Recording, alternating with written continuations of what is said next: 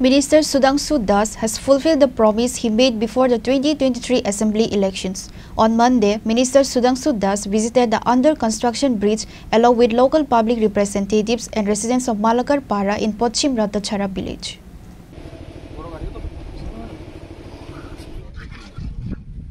The primary demand of the residents of Malakar Para in Pochim Ratachhara village under the Phatigroi Assembly constituency before the 2023 Assembly elections was the construction of a bridge to facilitate their movement.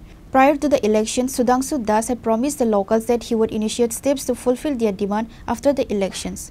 As promised, respecting the demands of the local residents, he took the initiative to construct a bridge in Malakar Para. The construction of the bridge is currently almost complete.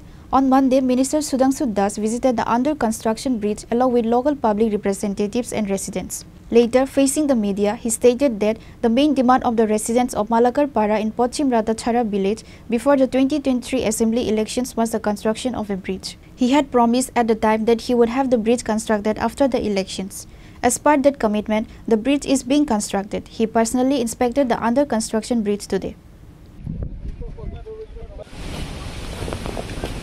আজকে পশ্চিম রাতাছড়া গ্রাম পঞ্চায়েতের ৬ নং ওয়ার্ডের মালাকার পাড়াতে যে ব্রিজের কাজ চলছে ছড়ার উপরে পাকা সেতু সেটা আমরা পরিদর্শন করতে এসেছি।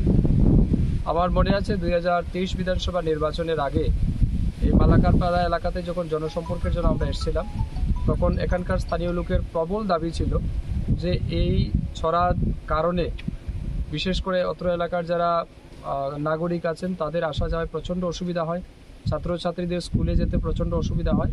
তো তাদের মূল দাবি ছিল যে আমাদের এই পাড়ার যোগাযোগ সম্প্রসারণের ক্ষেত্রে এখানে একটা পাকা ব্রিজ নির্মাণ করতে হবে। সেই তাদের দাবিকে সম্মান জানিয়ে আমি সেদিন বলেছিলাম তাদেরকে যে আমি ২৩ নির্বাচনের পরেই এই ব্রিজ নির্মাণ করে দেব এবং যদি ব্রিজ নির্মাণ করতে না পারি কোনোদিন আর ভোট চাইব না আপনাদের কাছে। সেটাকে সম্মান দিয়েই আমরা এই ব্রিজ নির্মাণের কাজ গত ৮-৯ মাস আগেই শুরু হয়েছে, এখন প্রায় সমাপ্তির পথে, আরও আগামী ১ মাসের মধ্যে আমরা সেটাকে উদ্বোধন করতে পারবো। তো সেটার কাজের গুণগত মান এবং সঠিক সময়ের মধ্যে সম্পন্ন হচ্ছে কিনা না এটা খতিয়ে দেখতে আজকে এখানে এসেছি। তো আমি ধন্যবাদ জানাচ্ছি স্থানীয় পঞ্চায়েত জনপ্রতিনিধিদের, তাদেরও অত্যন্ত আন্তরিক প্রচেষ্টার কারণে সেটা সম্ভব হচ্ছে।